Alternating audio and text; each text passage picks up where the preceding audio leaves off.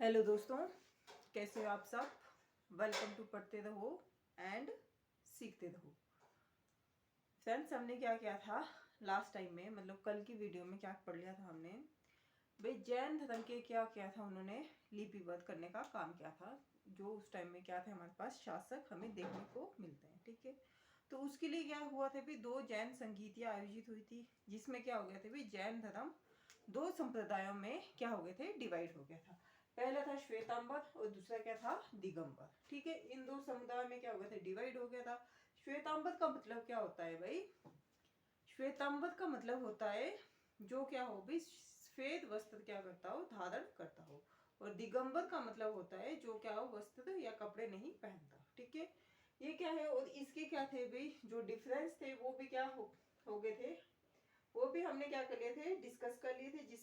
जिसमें सबसे मेनली क्या था अभी, उन्होंने बोला था जो श्वेतांबर समुदाय के थे या संप्रदाय के थे, ये लोग कैसे थे, ये उदारवादी नियति के थे, ठीक है।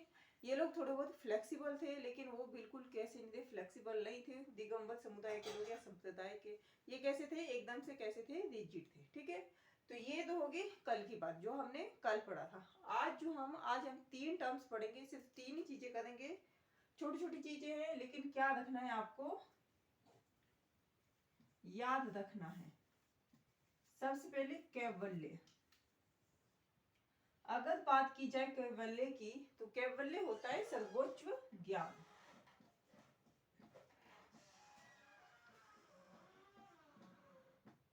ठीक है। मतलब सर्वोच्च ज्ञान क्या है भी, जिससे क्या हो गया हो, मोक्ष की प्राप्ति हो गई हो, ठीक है। तो ये तो हो गया कैवल्य की बात। लेकिन हम देखेंगे कि जो सर्वोच्च ज्ञान प्राप्त करने के तरीके कौन कौन से हैं। सबसे पहले है प्रत्यक्ष रूप से, दूसरा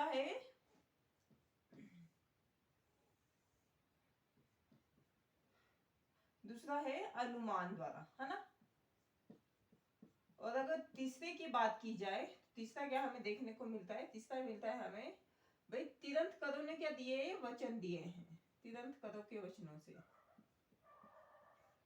तीर्थंकरों के द्वारा, ठीक है। अब प्रत्यक्ष ज्ञान का मतलब क्या हुआ कि जैसे महावीर स्वामी ने क्या की थी, 12 वर्ष तक तपस्या की थी, वैसे आप क्या कर लो, तपस्या कर लो काफी समय तक। जरूरी नहीं कि 12 वर्ष तक की, ठीक है। उससे क्या होगा आपको, मतलब जब तक उसके बाद क्या होगा, जब आप तपस्या करेंगे, आप क्या हो जाएंगे, बहुत सारी चीजों से क्या हो जाएंगे, मुक्त हो जाएंगे, ठीक है। उससे क्या होगा, आपको ज्ञान की प्राप्ति होगा। दूसरी बात क्या है, दूसरा इन्होंने कहा है कि अनुमान के द्वारा, मतलब आप क्या लगाते रहो, अनुमान लगाते रहो कि ये ज्ञान सही है, या ऐसा ज्ञान सही है, या ऐसा ऐसा हो सकता है, ठीक है, अनुमान द्वारा। तीसरा सबसे जो आसान तरीका है सर्वोच्च ज्ञान के लिए, इतने सारे तीर्थ कर हुए, 24 तीर्थ कर हुए, आप क्या करो, आप इनके लिए, इनके जो वचन है, इनके जो रिचुअल्स है, इनके जो तौर तरीके हैं, उनको क्या करो, फॉलो करो, ठीक है। उससे क्या होगा, आपको ज्ञान की प्राप्ति हो जाएगी, ठीक है। और जो ये सर्वोच्च ज्ञान है, सर्वोच्च ज्ञान का मतलब क्या है कि बहुत हायर लेवल का ज्ञान। इसका मतलब ये हुआ कि आपको क्या करना है,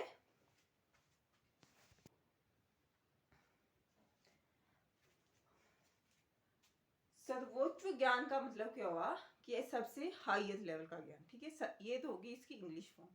लेकिन अगर देखा जाए तो भाई ऐसा व्यक्ति जो क्या हो, क्षणिक दुख से दुखी ना हो और क्षणिक सुख से सुखी ना हो, जिसने ये कर लिया, अपने मन वाणी काया सब पे क्या कर लिया हो, नियंत्रण कर लिया हो, ठीक है।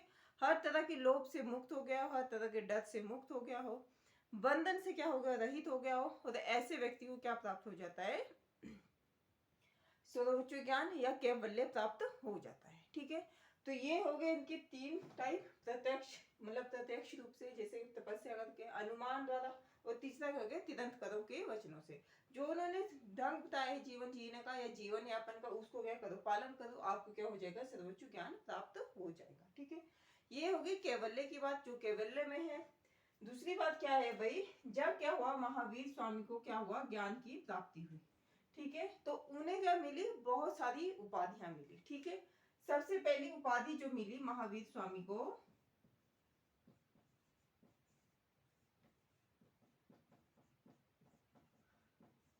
वो थी कैवलिन, कैवल्य प्राप्त हो गया, ठीक है। दूसरी मिली थी उनको, दूसरी जो उपाधि मिली थी वो है जिन की, जो क्या थे भाई, वो विजेता थे। इन्होंने क्या कर लिया था, अपनी मन वाणी काया पे क्या कर लिया था, नियंत्रण प्राप्त कर लिया था। ठीक है। तीसरी मिली थी आध, योग्य बन गए थे ये। ठीक है, इसका मतलब क्या है, योग्य बन गए थे। और फोर्थ थी निर्ग्रंथ। निर्ग्रंथ का मतलब क्या होता है भाई, जो बंधन से मुक्त हो। ठीक है, तो ये होगी महावीर स्वामी की उपाधियां, केवलिन, जिन, आध और निर्ग्रंथ। ठीक है, ये तो होगी एक बात। लेकिन इसके साथ साथ क्या था भाई, जो संघ के लोग थे, मतलब महावीर स्वामी ने एक ही संघ की स्थापना की थी और उसमें कितने 11 लोग थे, उनके लिए था ये सब तो केवल्य या ज्ञान प्राप्ति का तरीका। लेकिन अगर कोई आम जनमानस क्या चाहता था, केवल्य प्राप्त करना चाहता था, ये सर्वोच्च ज्ञान प्राप्त करना चाहता था, तो उसे क्या करना पड़ता था, उसे 11 प्रकार की कोटियों से गुजरना पड़ता था, तब जाके वो क्या होता था, भिक्षु की लाइफ में आता था। ठीक है, तो ये भी क्या रखना है, आपको याद रखना है। और इसके साथ अब हम देखेंगे एक और चीज, जिसमें कि क्या है हमारे पास भाई, कल हमने एक और चीज पढ़ी थी कि जो जैन धर्म के लोग हैं वो क्या मानते, पुनर्जन्म को मानते और क्या मानते, कर्मवाद को मानते। इसका मतलब क्या हुआ कि जो कर्मों का सिद्धांत है, मतलब इससे क्या तय होते हैं, हमारी डेथ तय होती है, और इससे क्या तय होती है, हमारा बर्थ भी तय होता है। ठीक है, पुनर्जन्म और कर्मवाद का सिद्धांत।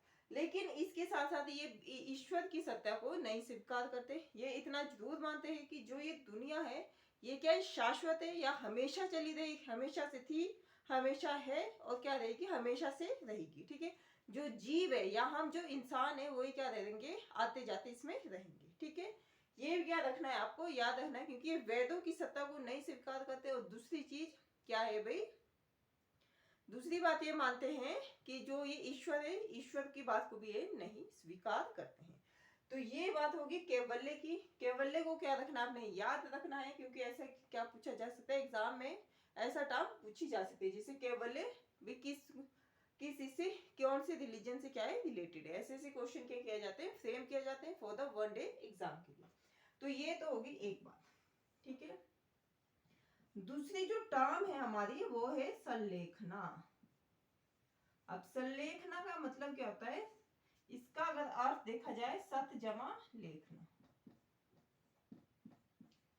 इसका ये मतलब हुआ, यानी कि अच्छाई का लेखा जोखा।